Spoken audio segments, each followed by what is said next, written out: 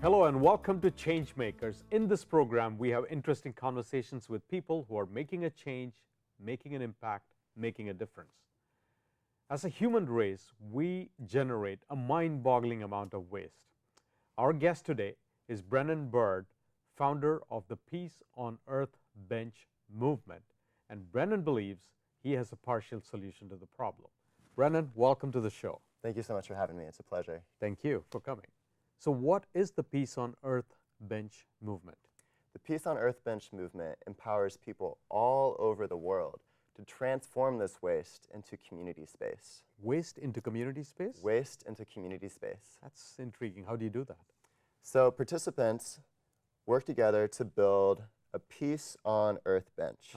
They collect plastic trash and clean up the environment. So it's actually literally a bench. You can sit on it. It's literally a bench. Okay. You can sit on your waste. Okay. So participants all over the world clean up the environment. They stuff their trash into a bottle, and they compress the trash into the bottle till it becomes compressed as a brick. Then they use then they start a community campaign to collect bottle bricks and build the bench using earthen building materials. Wow, a bottle brick. A bottle brick. That's what. So this is a bottle brick, and a student at UC Davis stuffed all of her non-recyclable, non-biodegradable plastic waste material into this bottle until it became compressed as a brick. You can try to squeeze this if you like. Yeah. That is pretty strong. And so instead of ending as landfill, you now have this thing that goes into construction material. Yeah, instead of landfilling it into a wasteful or potentially harmful place, you're able to landfill it into a useful space. That's pretty wild. Who came up with this idea? This is amazing. So I first learned about bottle bricks at the Harmony Festival in 2009 in Santa Rosa. I was at an educational booth, and there was a Colombian there, Felipe Rage, and he showed me pictures of school buildings and houses built with these bottle bricks all throughout Central America and Colombia. Yeah. And that 15-minute conversation forever changed my life. How so? What did you do after that?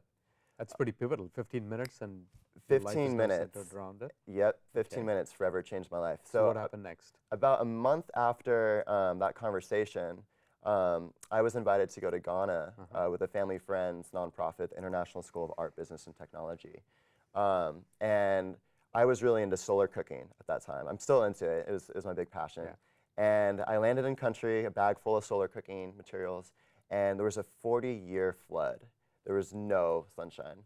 So I had just learned about bottle bricks, and I was thinking, you know, I'm working with a school, I'm trying to do an environmental project, let's build a bottle brick bench. And so I did presentations in the classroom, and we engaged the students to lead their own bottle brick campaign.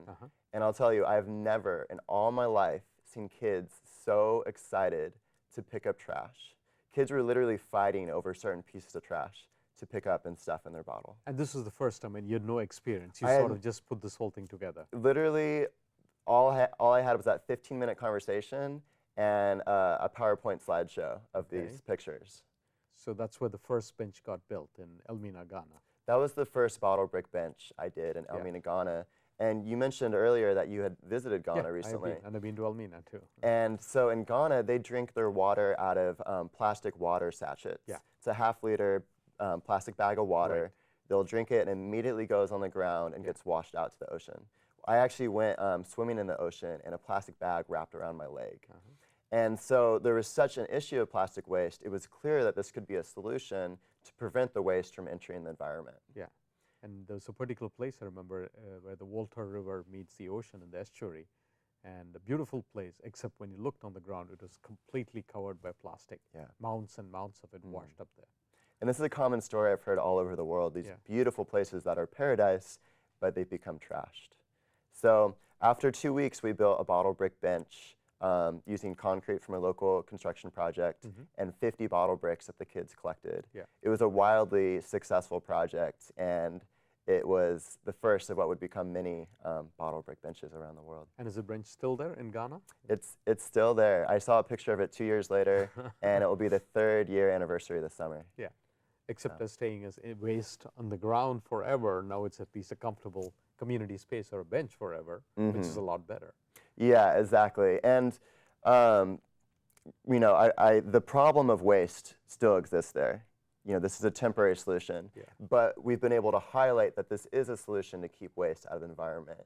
And the hope is that it might inspire other bottle brick benches or other bottle brick projects in Ghana. Plus, I think more importantly, given that it's not just community space, but it's a community building activity, it changes your perception and awareness of the waste you generate. Exactly right. Yeah.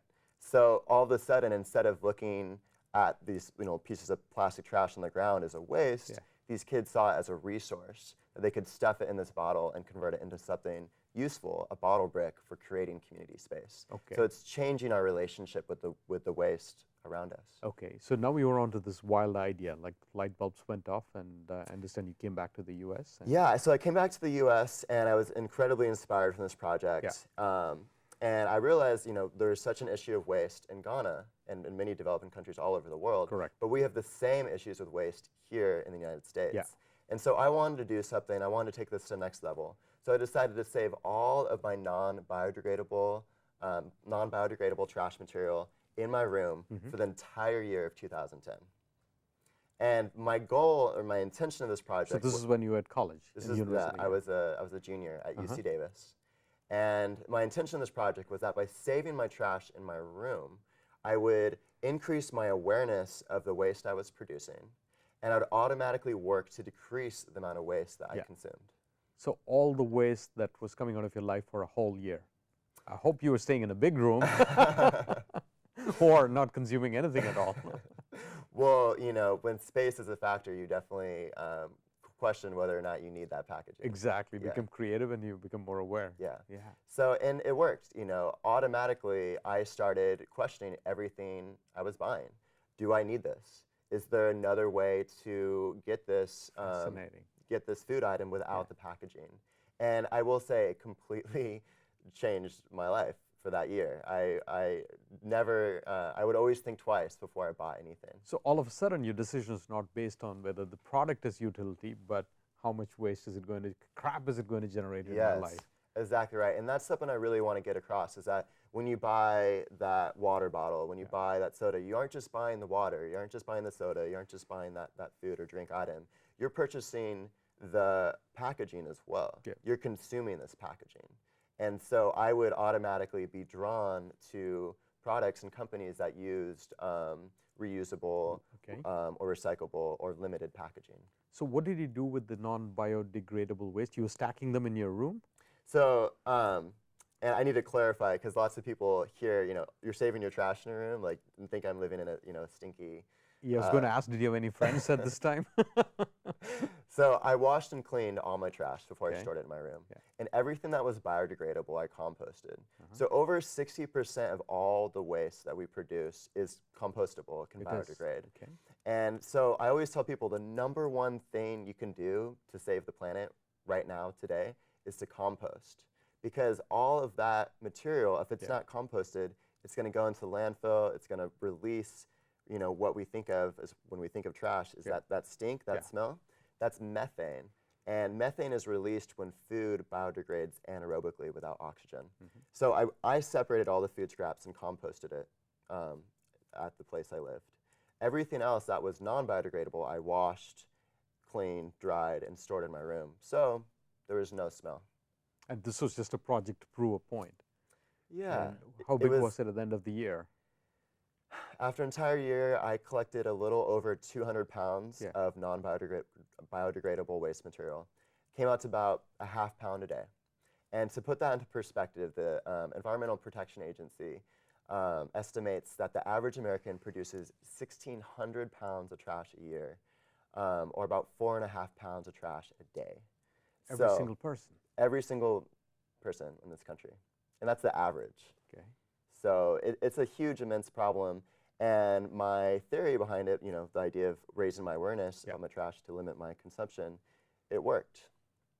So tell me, so you get this trash, and what is the process for building one of these benches? I think you have a thing that you wanted to show us? Yeah, so after I saved my trash for a whole year, I was living at a really amazing community on campus called the Domes. It's a Baggins Inn Innovative Housing. And the structures are made from a really space-age material. It's polyurethane, fiberglass domes. And the domes are 40 years old, they're starting to fall apart, and the university was threatening to shut them down. Yeah.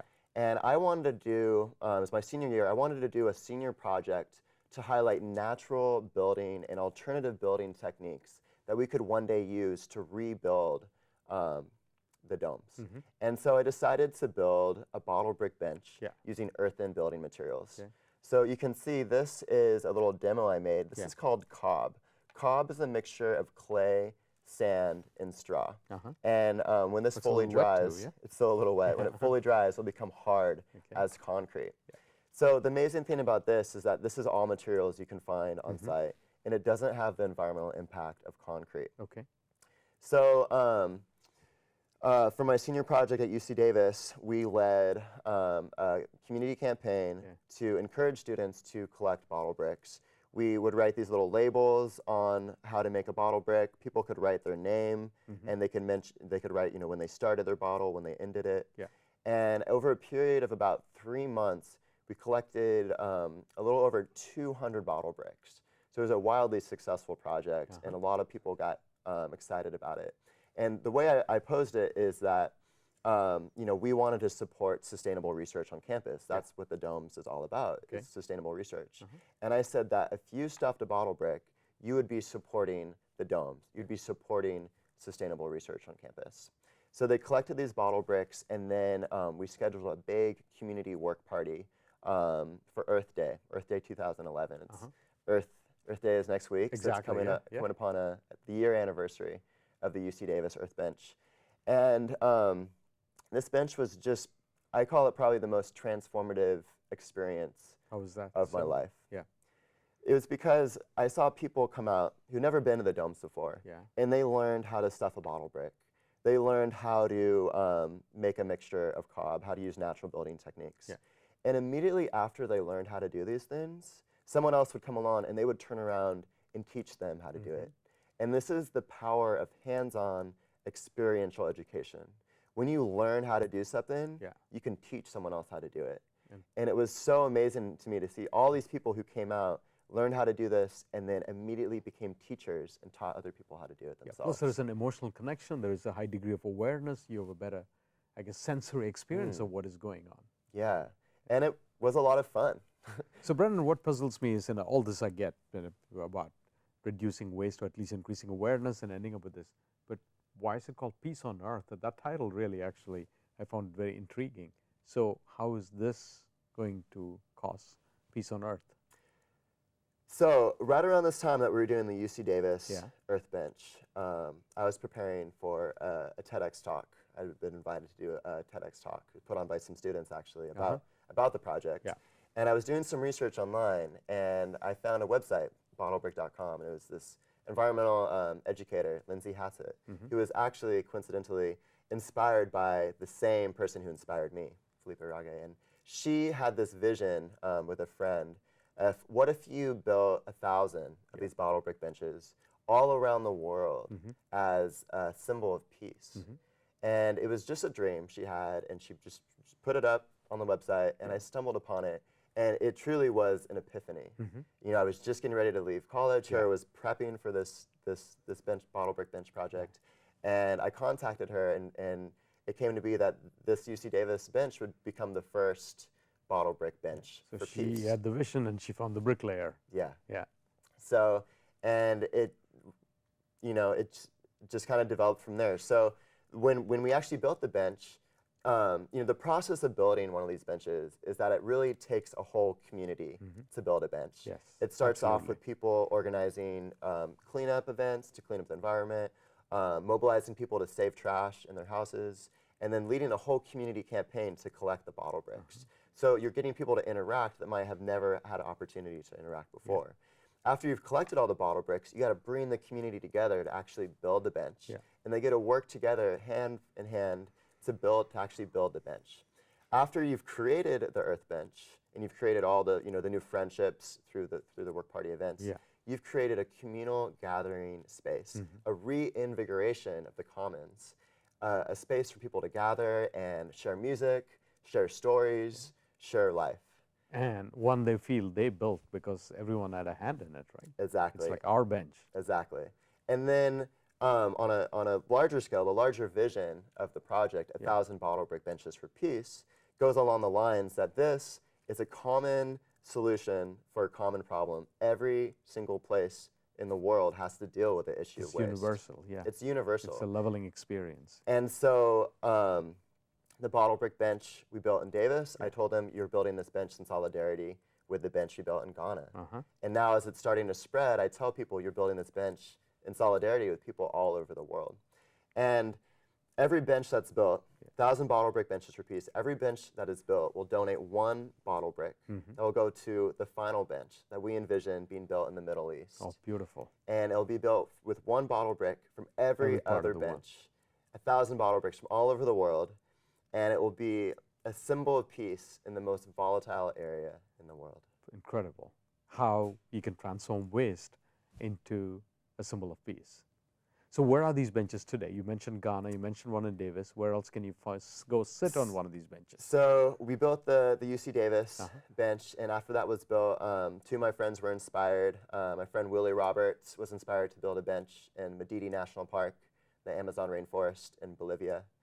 And another one of my friends, Morgan Chow, was a Peace Corps volunteer in the Philippines. She was inspired to build a bottle brick bench with her students.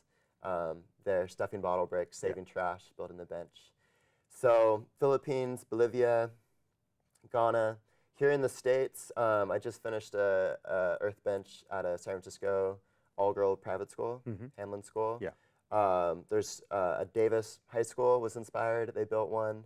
And just this coming week on Earth Day, we're going to be building 2 benches in San Jose. Incredible. So they're slowly but surely spreading. Yeah. And are these like actual bottles from each of those projects that you saved for your final Middle East peace bench? Exactly right. So this was the first bottle brick. This was from the Ghana project. And actually, when I was in Ghana in 2009, it was President Obama's first visit to the African country. And you can see on this water bottle, it's a picture of Obama and the Ghanaian president. And so this was a bottle brick from Ghana. This is the bottle brick that a student stuffed. Is it the picture of Atta Miles?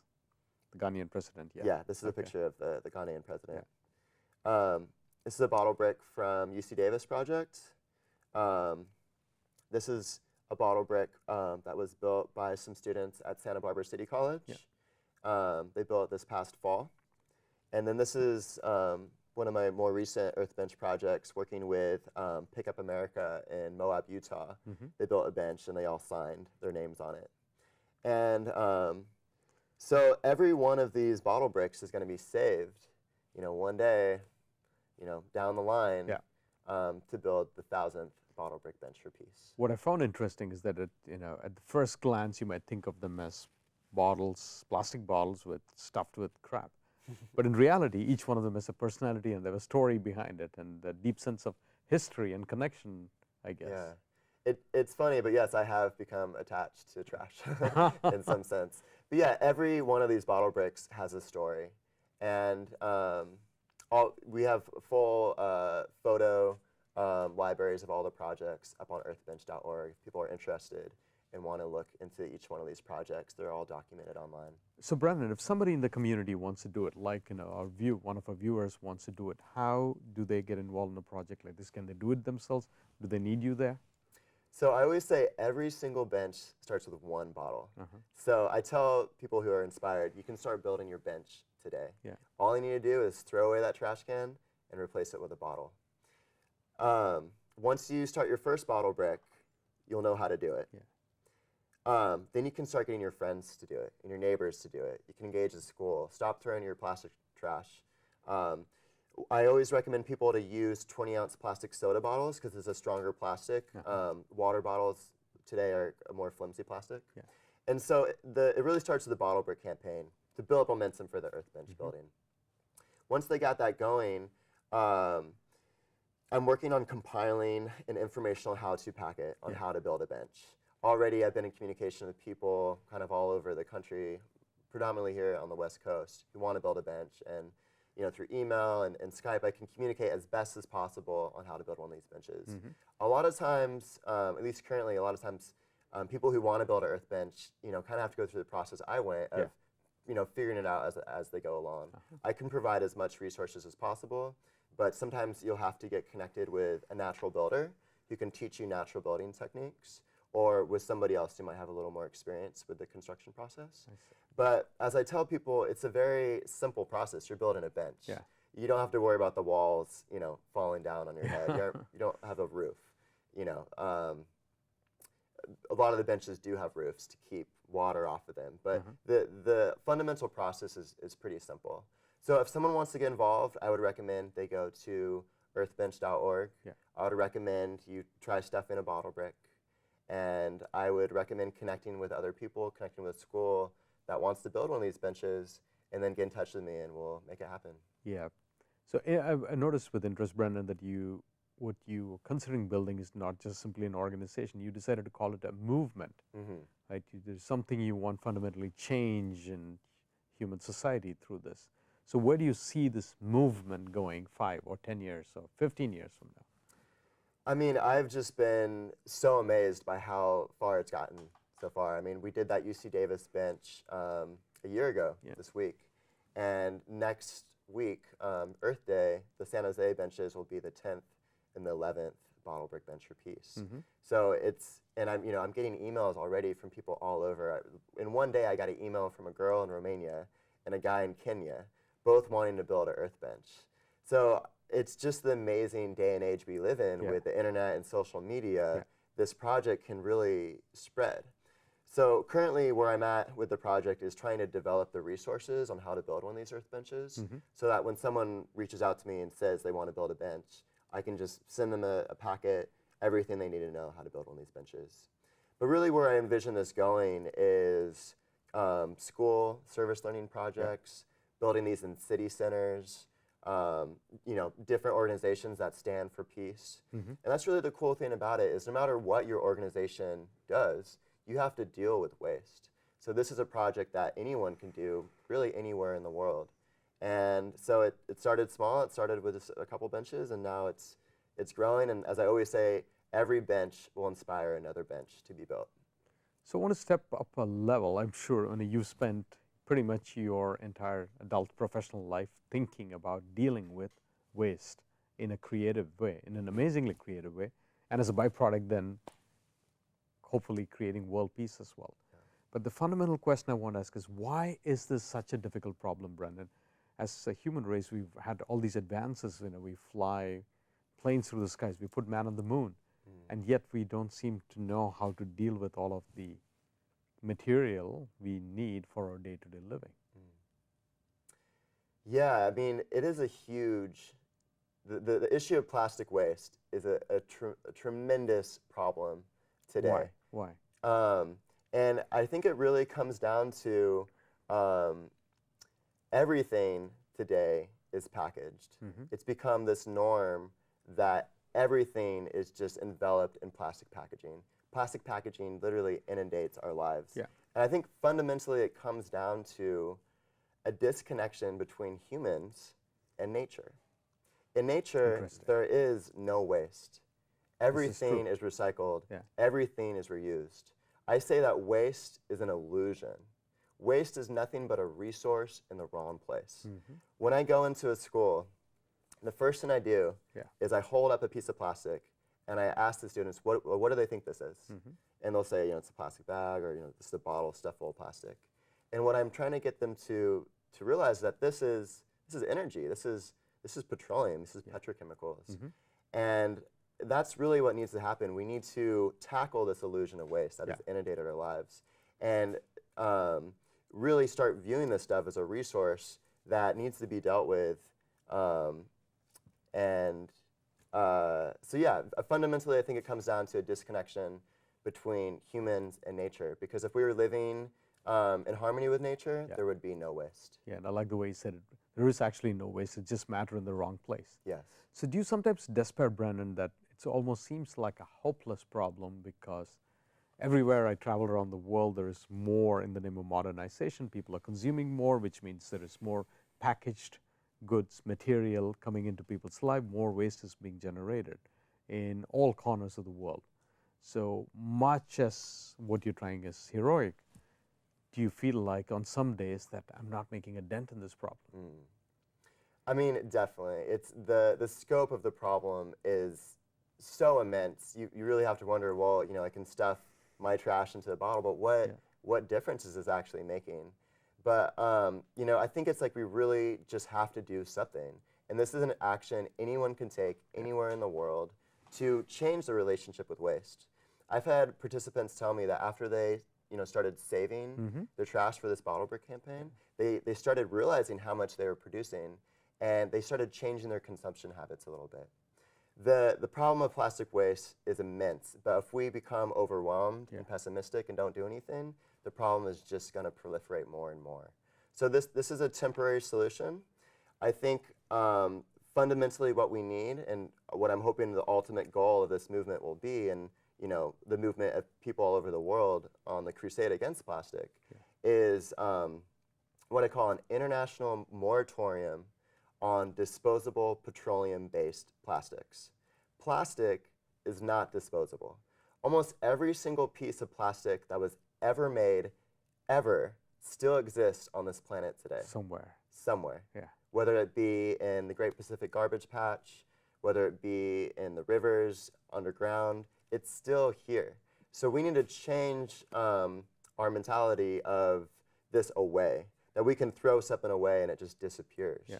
It doesn't disappear. It's wreaking havoc all over the world, and we need to become aware of this problem first, and then we can start addressing it on a larger scale. I see. And given that problem, I think you're doing just amazing work with this organization, and I'm impressed that you've tied together so many concepts, raised awareness, and in the process, hopefully, given that it's universal, address world peace as a fundamental issue as well. So in our closing few seconds, if there is a grand vision that you want to leave our audience with, is there something that you want a main message? I think overall I want people to realize that every action they take has a consequence. Everything you purchase, everything you do, it has a consequence. So here, stuff in a bottle brick is a simple action you can do to help create a better world and hopefully create peace on Earth Bench all over the world today. Thank you. On that note, thank you so much for your message. Yeah, thank you.